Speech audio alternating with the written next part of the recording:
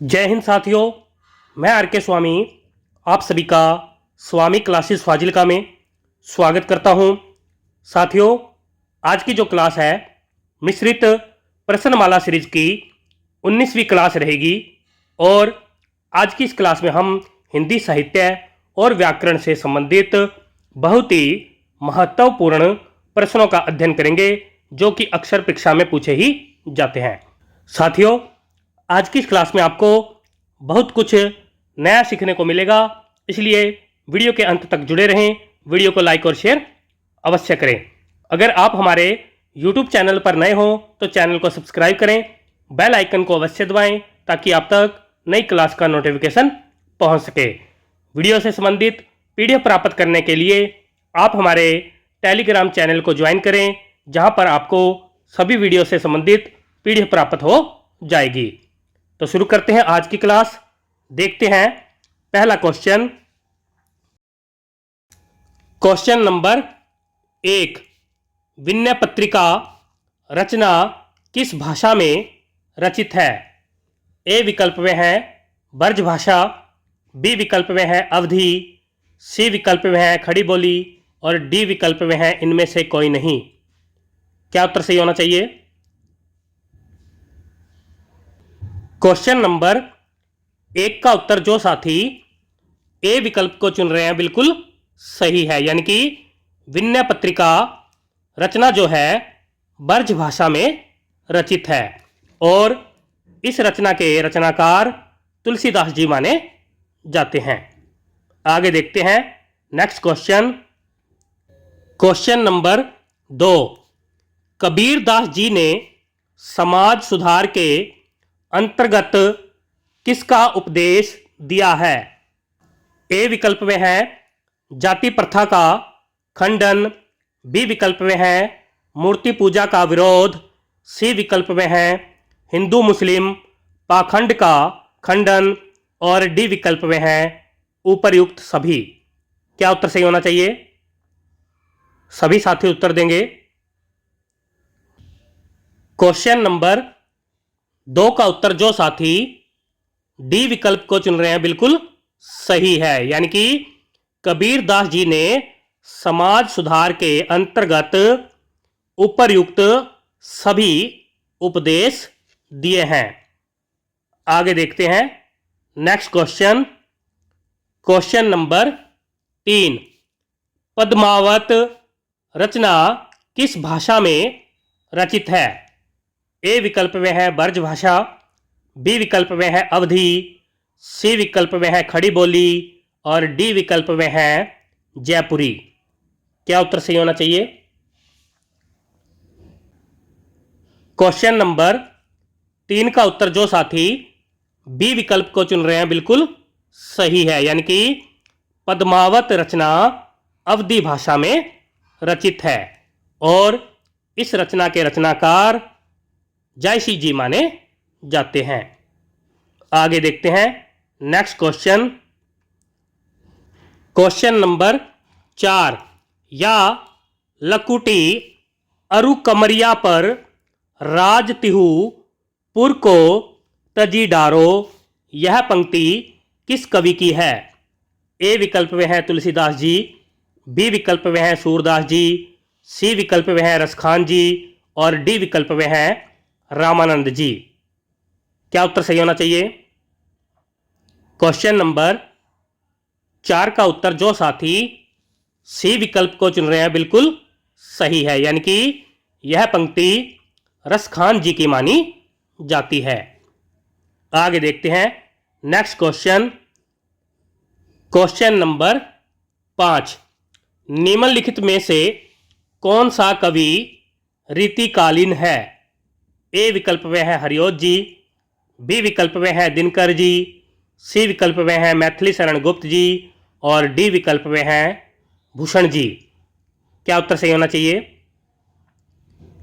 Question number 5 का उत्तर जो साथी डी विकल्प को चुन रहे हैं बिल्कुल सही है, यानी कि कवि भूषण जी रीतिकालीन कवि माने जाते हैं। आगे देखते हैं नेक्स्ट क्वेश्चन। क्वेश्चन नंबर 6 प्रकृति का सुकुमार कवि किसे कहा जाता है? ए विकल्प में है बाल कृष्ण भट्ट जी, बी विकल्प में है श्याम सुंदर दास जी, सी विकल्प में है सुमित्रा नंदन पंत जी और डी विकल्प में है विष्णु प्रभाकर जी। क्या उत्तर सही होना चाहिए? क्वेश्चन नंबर 6 का उत्तर जो साथी सी विकल्प को चुन रहे हैं बिल्कुल सही है, यानी कि सुमित्रा नंदन पंत जी को प्रकृति का सुकुमार कवि कहा जाता है। आगे देखते हैं नेक्स्ट क्वेश्चन। क्वेश्चन नंबर 7 जूही की कली रचना किसकी है? ए विकल्प में है जयशंकर प्रसाद जी, बी विकल्प में है निराला जी, सी विकल्प में है महादेवी वर्मा जी और डी विकल्प में है दिनकर जी। क्या उत्तर सही होना चाहिए?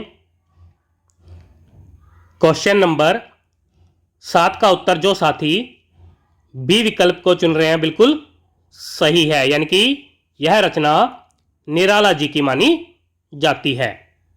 आगे देखते हैं नेक्स्ट क्वेश्चन। क्वेश्चन नंबर 8 वीरों का कैसा हो वसंत रचना किसकी है? ए विकल्प में है केदारनाथ अग्रवाल जी, बी विकल्प में है मुक्ति बोध जी, सी विकल्प में है सुभद्रा कुमारी चौहान जी और डी विकल्प में है धर्मवीर भारती जी। क्या उत्तर सही होना चाहिए? सभी साथी उत्तर देंगे। क्वेश्चन नंबर 8 का उत्तर जो साथी सी विकल्प को चुन रहे हैं बिल्कुल सही है, यानी कि यह रचना सुभद्रा कुमारी चौहान जी की मानी जाती है। आगे देखते हैं नेक्स्ट क्वेश्चन। क्वेश्चन नंबर 9 चिदंबरा रचना किसकी है? ए विकल्प में है महादेवी वर्मा जी, बी विकल्प में है सुमित्रा नंदन पंत जी, सी विकल्प में है मैथिली शरण गुप्त जी और डी विकल्प में है सियाराम शरण गुप्त जी। क्या उत्तर सही होना चाहिए? क्वेश्चन नंबर 9 का उत्तर जो साथी बी विकल्प को चुन रहे हैं बिल्कुल सही है, यानी कि यह रचना सुमित्रा नंदन पंत जी की मानी जाती है। आगे देखते हैं next question. Question number 10 Hindi का प्रथम मौलिक उपन्यास कौन सा है? ए विकल्प में है गोदान, बी विकल्प में है सेवा सदन, सी विकल्प में है परीक्षा गुरु और डी विकल्प में है कंकाल। क्या उत्तर सही होना चाहिए? क्वेश्चन नंबर 10 का उत्तर जो साथी सी विकल्प को चुन रहे हैं बिल्कुल सही है, यानी कि परीक्षा गुरु हिंदी का प्रथम मौलिक उपन्यास माना जाता है। सभी साथी याद कर लेंगे। आगे देखते हैं नेक्स्ट क्वेश्चन। क्वेश्चन नंबर 11 है हिंदी साहित्य का सबसे प्रसिद्ध उपन्यासकार किसको माना जाता है? ए विकल्प में है जयशंकर प्रसाद जी, बी विकल्प में है मोहन राकेश जी, सी विकल्प में है माखनलाल चतुर्वेदी जी और डी विकल्प में है मुंशी प्रेमचंद जी। क्या उत्तर सही होना चाहिए? क्वेश्चन नंबर 11 का उत्तर जो साथी डी विकल्प को चुन रहे हैं बिल्कुल सही है, यानी कि मुंशी प्रेमचंद जी को हिंदी साहित्य का सबसे प्रसिद्ध उपन्यासकार माना जाता है और मुंशी प्रेमचंद जी को उपन्यास सम्राट भी कहा जाता है। आगे देखते हैं नेक्स्ट क्वेश्चन। क्वेश्चन नंबर 12 है हिंदी में रिपोर्टाज विधा का जनक किसे माना जाता है? ए विकल्प में है शिव प्रसाद सिंह जी, बी विकल्प में है शिवदान सिंह चौहान जी, सी विकल्प में है शिव मंगल सिंह सुमन जी और डी विकल्प में है डॉक्टर रामविलास शर्मा जी। क्या उत्तर सही होना चाहिए? क्वेश्चन नंबर 12 का उत्तर जो साथी बी विकल्प को चुन रहे हैं बिल्कुल सही है, यानी कि शिवदान सिंह चौहान जी को हिंदी में रिपोर्ताज विधा का जनक माना जाता है। आगे देखते हैं नेक्स्ट क्वेश्चन। क्वेश्चन नंबर 13 है, रानी केतकी की कहानी रचना के लेखक कौन है? ए विकल्प में है लल्लू लाल जी, बी विकल्प में है सदा सुख लाल जी, सी विकल्प में है राम कुमार वर्मा जी और डी विकल्प में है इंसा अल्लाह खां जी। क्या उत्तर सही होना चाहिए? क्वेश्चन नंबर 13 का उत्तर जो साथी डी विकल्प को चुन रहे हैं बिल्कुल सही है, यानी कि यह रचना इंसा अल्लाह खां जी की मानी जाती है। आगे देखते हैं नेक्स्ट क्वेश्चन। क्वेश्चन नंबर 14, सुख सागर रचना किसकी है? ए विकल्प में है घनानंद जी, बी विकल्प में है सदा सुख लाल जी, सी विकल्प में है केशवदास जी और डी विकल्प में है लल्लू लाल जी। क्या उत्तर सही होना चाहिए? क्वेश्चन नंबर 14 का उत्तर जो साथी बी विकल्प को चुन रहे हैं बिल्कुल सही है, यानी कि यह रचना सदा सुख लाल जी की मानी जाती है।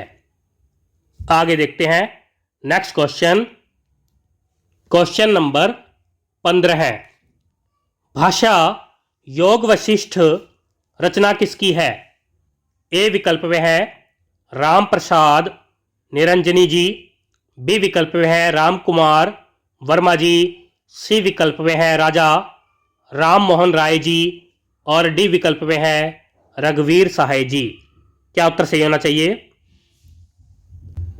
क्वेश्चन नंबर 15 का उत्तर जो साथी ए विकल्प को चुन रहे हैं बिल्कुल सही है, यानी कि यह रचना राम प्रसाद निरंजनी जी की मानी जाती है। आगे देखते हैं नेक्स्ट क्वेश्चन। क्वेश्चन नंबर 16 है, कविता से मनुष्य भाव की रक्षा होती है, यह कथन किसका है? ए विकल्प में है धर्मवीर भारती जी, बी विकल्प में है महादेवी वर्मा जी, सी विकल्प में है मैथिली शरण गुप्त जी और डी विकल्प में है रांगे राघव जी। क्या उत्तर सही होना चाहिए? क्वेश्चन नंबर 16 का उत्तर जो साथी बी विकल्प को चुन रहे हैं बिल्कुल सही है, यानी कि यह कथन महादेवी वर्मा जी का माना जाता है। आगे देखते हैं नेक्स्ट क्वेश्चन।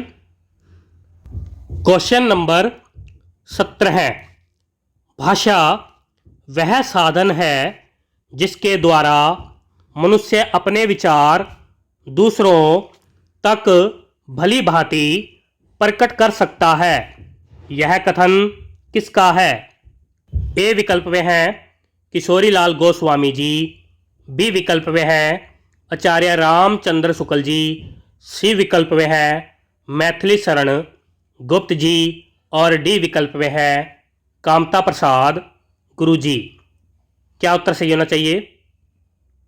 क्वेश्चन नंबर 17 का उत्तर जो साथी डी विकल्प को चुन रहे हैं बिल्कुल सही है, यानी कि यह कथन कामता प्रसाद गुरु जी का माना जाता है। आगे देखते हैं नेक्स्ट क्वेश्चन। क्वेश्चन नंबर 18 है, पंजाब में हिंदी का प्रचार किसने किया है?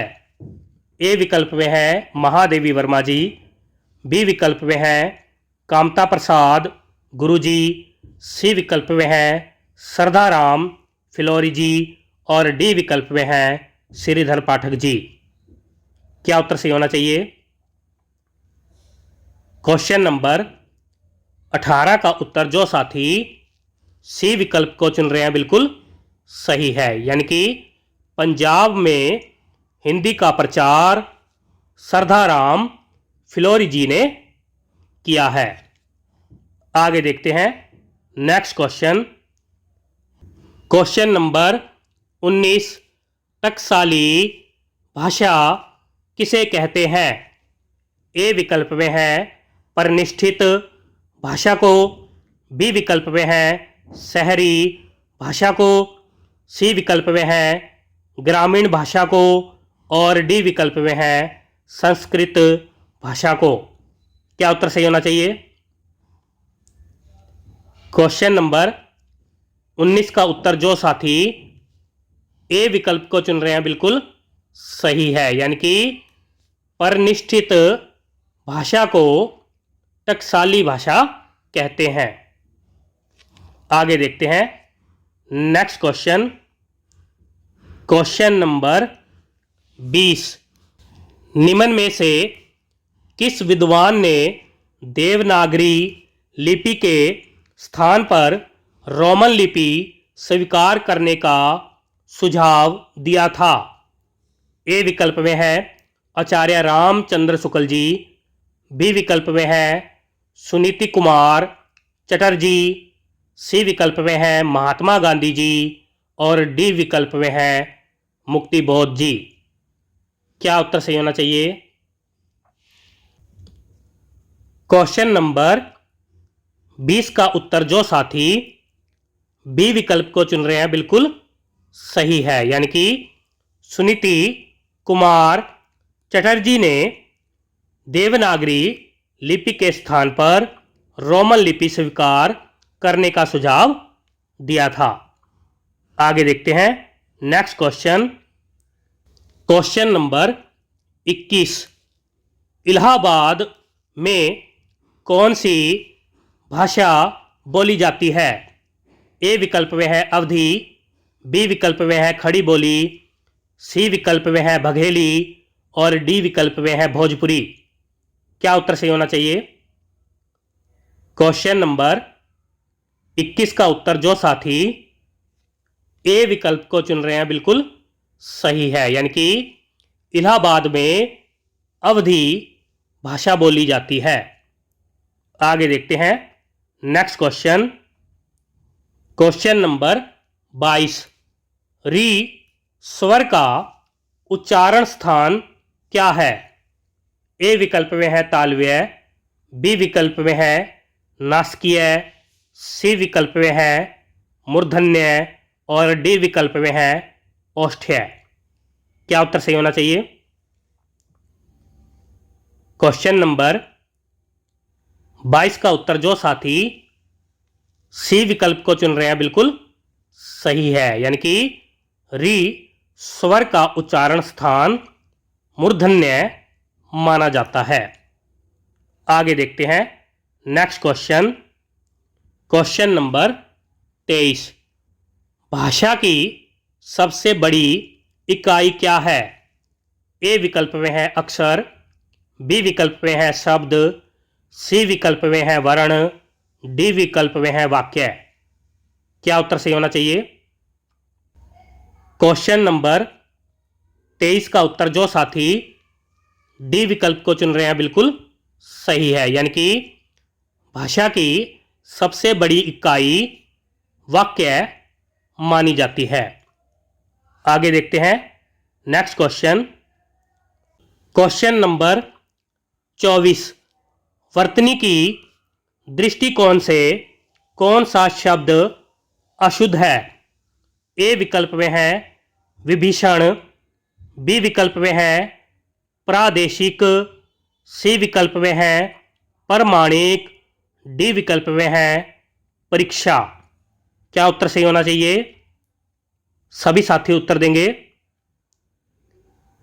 क्वेश्चन नंबर 24 का उत्तर जो साथी सी विकल्प को चुन रहे हैं बिल्कुल सही है, यानी कि प्रमाणिक शब्द जो है वर्तनी की दृष्टि से अशुद्ध है। प्रमाणिक नहीं प्रामाणिक होता है। सभी साथी याद कर लेंगे। और विभीषण, प्रादेशिक और परीक्षा यह तीनों शब्द शुद्ध थे। आगे देखते हैं नेक्स्ट क्वेश्चन। Question number 25। चंचरीक, द्विरेफ, मधुराज, मधुकर और मलिंद किसके पर्यायवाची शब्द हैं? ए विकल्प में है बिजली, बी विकल्प में है मोर, सी विकल्प में है भरमार और डी विकल्प में है शहद। क्या उत्तर सही होना चाहिए? सभी साथी उत्तर देंगे। क्वेश्चन नंबर 25 का उत्तर जो साथी सी विकल्प को चुन रहे हैं बिल्कुल सही है, यानी कि यह सभी शब्द भरमर के पर्यायवाची माने जाते हैं। आगे देखते हैं next question. Question number 26। Atavi, कानन, कांतार और विपिन किसके पर्यायवाची शब्द हैं? ए विकल्प में है वन, बी विकल्प में है हवा, सी विकल्प में है सोना और डी विकल्प में है रात। क्या उत्तर सही होना चाहिए? क्वेश्चन नंबर 26 का उत्तर जो साथी ए विकल्प को चुन रहे हैं बिल्कुल सही है, यानी कि यह सभी शब्द वन के पर्यायवाची माने जाते हैं। आगे देखते हैं नेक्स्ट क्वेश्चन। Question number 27। दुर्व्यवहार शब्द में कौन सा उपसर्ग लगा है? ए विकल्प में है दुर, बी विकल्प में है धु, सी विकल्प में है धुव और डी विकल्प में है इनमें से कोई नहीं। क्या उत्तर सही होना चाहिए? क्वेश्चन नंबर 27 का उत्तर जो साथी बी विकल्प को चुन रहे हैं बिल्कुल सही है, यानी कि दुर्व्यवहार शब्द में धु उपसर्ग लगा है। आगे देखते हैं नेक्स्ट क्वेश्चन। Question number 28। उत्थान शब्द का कौन सा विलोम शब्द है? ए विकल्प में है विस्थापन, बी विकल्प में है प्रस्थान, सी विकल्प में है पतन और डी विकल्प में है उपर्युक्त सभी। क्या उत्तर सही होना चाहिए? सभी साथी उत्तर देंगे। क्वेश्चन नंबर 28 का उत्तर जो साथी सी विकल्प को चुन रहे हैं बिल्कुल सही है, यानी कि उत्थान शब्द का विलोम है पतन। आगे देखते हैं नेक्स्ट क्वेश्चन। Question number 29। खंडन शब्द का कौन सा विलोम शब्द है? ए विकल्प में है जुड़ना, बी विकल्प में है मिलन, सी विकल्प में है मंडन और डी विकल्प में है निर्माण। क्या उत्तर सही होना चाहिए? क्वेश्चन नंबर 29 का उत्तर जो साथी सी विकल्प को चुन रहे हैं बिल्कुल सही है, यानी कि खंडन शब्द का विलोम मंडन होता है। आगे देखते हैं नेक्स्ट क्वेश्चन। Question number 30। जल में रहने वाला प्राणी इस वाक्य के लिए उपयुक्त एक शब्द क्या होगा? ए विकल्प में है जलधर, बी विकल्प में है जलचर, सी विकल्प में है जलधि और डी विकल्प में है उपर्युक्त सभी। क्या उत्तर सही होना चाहिए? क्वेश्चन नंबर 30 का उत्तर जो साथी बी विकल्प को चुन रहे हैं बिल्कुल सही है, यानी कि जल में रहने वाला प्राणी के लिए एक शब्द है जलचर। सभी साथी याद कर लेंगे। प्यारे साथियों, ये थे आज के बेहतरीन 30 क्वेश्चन जो कि अक्सर परीक्षा में पूछे ही जाते हैं। आशा करता हूँ आज की इस क्लास में आपको बहुत कुछ नया सीखने को मिला होगा। इसी प्रकार से निरंतर अध्ययन करने के लिए चैनल को सब्सक्राइब करें, बेल आइकन को अवश्य दबाएं ताकि आप तक नई क्लास का नोटिफिकेशन पहुंच सके। वीडियो से संबंधित पीडीएफ प्राप्त करने के लिए आप हमारे टेलीग्राम चैनल को ज्वाइन करें, जहां पर आपको सभी वीडियो से संबंधित पीडीएफ प्राप्त हो जाएगी। तो मिलते हैं कल रात 8 बजे अगली क्लास में। तब तक के लिए जय हिंद।